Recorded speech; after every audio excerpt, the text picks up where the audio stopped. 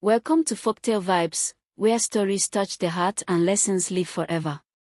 Please subscribe, like, and leave a comment if you love stories that remind us kindness still exists. The day Muretti found the wallet, his stomach had not known food for almost 24 hours. It was a hot Thursday afternoon in the busy streets of Nakuru town. The sun hung stubbornly in the sky, pressing heat into the tin roofs and dusty pavements. Hawkers shouted prices. Mataters honked impatiently. Women balanced baskets of tomatoes and sukuma wiki, calling customers in tired but hopeful voices. Muretti moved quietly between the noise, carrying a sack of plastic bottles on his thin shoulders. He was 14, but hunger had reduced him to the size of a child much younger. His shirt had once been blue, now faded into something between grey and dust. His slippers were different colors, both torn at the edges. But his eyes were sharp. Observant. Careful. He wasn't lazy. He wasn't a thief. He was just poor. His mother washed clothes in the estate nearby whenever she got lucky. Some weeks, nobody called her. His father had left years ago with promises of sending money from Nairobi. The money never came. School fees piled up like clouds before rain. After being sent home too many times, Muretti stopped going altogether. Instead, he collected plastics, ran errands at the market, and sometimes helped carry loads for shoppers. Whatever coins he made helped buy maize flour. Sometimes beans. Rarely meat. That afternoon, his younger sister Akini had cried herself to sleep from hunger. That was why, when his eye spotted something black near the entrance of a supermarket, his heart beat faster. A leather wallet. It lay there as if the ground had swallowed its owner and spit out only that. People passed by. Shoes nearly stepped on it. Nobody noticed. Muretti dropped his sack quickly and scooped it up. He looked around. No one was watching him. His fingers trembled as he opened it. Inside was more money than he had ever seen in his life. Crisp notes. Thousands. His breath caught in his throat. There were also bank cards. An ID. A driving license. The name read, Charles Mongi. Muretti swallowed hard. With that money, they could pay rent. Buy food. Buy uniforms. He could go back to school. His sister could stop crying from hunger. For the first time in months, he imagined meat cooking in their small kitchen. For the first time in years, he imagined wearing new shoes. He closed the wallet slowly. The market noise faded in his ears. A war had started inside him. God, he whispered under his breath, why now? He could walk away. Nobody saw him pick it up. Nobody would know. But his mother's voice echoed in his mind. Poverty is painful, Muretti. But dishonesty is poison. Never bring poison into this house. He stood there for almost 5 minutes, unmoving. Then he picked up his sack and walked toward the security guard at the supermarket entrance. Sir, he said softly. Someone dropped this. The guard looked at him suspiciously. Where did you get it? On the ground. The guard opened it and his eyebrows lifted. You didn't take anything. Muretti shook his head. The guard stared at him for a long moment. Wait here. Inside the supermarket, a tall man in a well-fitted navy suit was pacing nervously near the customer service desk. Sweat lined his forehead despite the air conditioning. Please check again, the man said urgently. My wallet has everything, my cards, my ID. I just withdrew money for a business payment. That man was Charles Mongi. Charles was not just any businessman. He had built his transport company from one matatu to a fleet of buses across counties. He knew struggle too, though most people looking at his polished shoes and wristwatch would never guess it. When the security guard approached him holding the wallet, Charles rushed forward. My wallet, he exclaimed, grabbing it. He opened it quickly. Everything was inside. Every note. Every card. He exhaled deeply. Who found it? The guard pointed outside. That boy. Charles turned. There stood Muretti, dusty, thin, clutching his sack. For a brief moment, Charles simply looked at him. He saw more than torn clothes. He saw hunger. He saw discipline. He saw himself, many years ago. You found this? Charles asked gently. Yes, sir. You took nothing. Muretti shook his head. Charles studied his face carefully. No fear. Just honesty.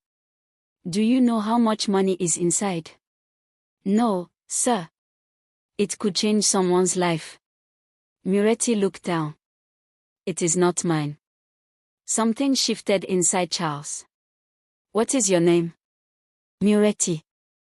Do you go to school, Muretti? Silence. Not now, sir. Why? He hesitated. Fees. Charles nodded slowly. Where do you live?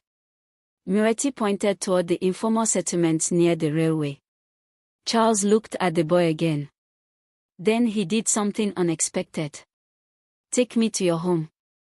Muretti's heart skipped. Sir. Take me. The walk was long and awkward. Charles's shiny shoes were not made for muddy paths. Children stared. Women whispered. A car like his had never entered that narrow space before. They reached a small iron sheet house. Inside, Muretti's mother, Akin, was fanning a charcoal stove with nothing cooking on it, just to calm the children who expected food.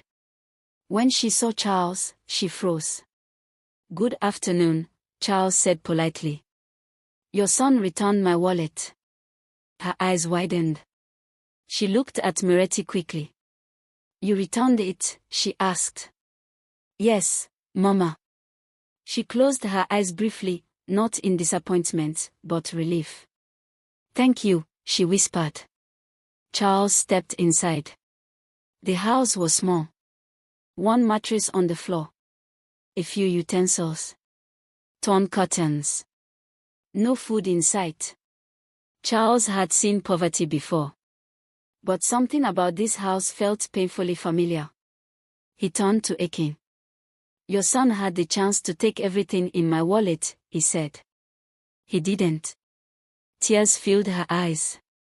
We may lack food, she said softly, but we don't lack values. Those words pierced Charles deeply. Because once, long ago, his own mother had said the same thing. He looked at Muretti again. Do you want to go back to school? The boy's eyes widened slightly, hope mixed with fear. Yes, sir. And your sister? Yes. Charles nodded. From today, school fees are not your problem. The room went silent. Akin stared at him, unsure if she heard correctly. Sir. I'm not doing charity, Charles said calmly. I'm investing in honesty. He reached into his wallet and removed a card. Come to my office tomorrow morning. Muretti held the card like it was gold. Over the next weeks, things began to change. School uniforms were bought. Fees were paid. Food started appearing regularly in their home. Charles didn't stop there. He offered Akin a stable job in one of his company offices as a cleaner with proper salary and benefits. For the first time in years, she slept without worrying about eviction. Muretti returned to school. At first, he felt embarrassed. Other students whispered about his old life. But he studied harder than anyone else. He remembered the wallet. He remembered the choice. Charles visited occasionally, quietly checking on their progress. He never made it public. He never posted about it. He never asked for praise. Kindness, to him, was not for cameras. Years passed. Muretti grew taller. Stronger. Smarter. He excelled in mathematics. Teachers noticed his discipline. Scholarships followed. One evening, Charles sat in his office long after everyone left. He held that same wallet in his hands. He thought about how close he had come to losing everything that day, and how that loss had led him to something far more valuable. Meanwhile, in a small but improved home near the settlement, Muretti studied under a bright electric bulb, something they once could not afford. He sometimes wondered what would have happened if he had kept the wallet. Would they have survived a few months? Maybe. But would their lives have changed the way they were changing now? He didn't know. What he did know was this: one decision can open a door you didn't even know existed. But here's the question. Did Charles help them only out of gratitude? Or did he see something much bigger in Muretti, something even the boy himself didn't fully understand yet? And as Muretti grew older, as opportunities expanded, as the world began to open its arms to him, would he remember the lesson that changed everything? Or would life test him again in ways he never expected? That part of the story we'll leave for another day. Lesson learned. Honesty may not fill your stomach immediately, but it builds a future that hunger cannot destroy. One act of integrity can change not only your life, but generations after you. If you love how this man showed kindness to this family, please subscribe, like, and leave a comment. Would you have returned the wallet if you were Muretti? This is Folktale Vibes, where every story carries a heartbeat.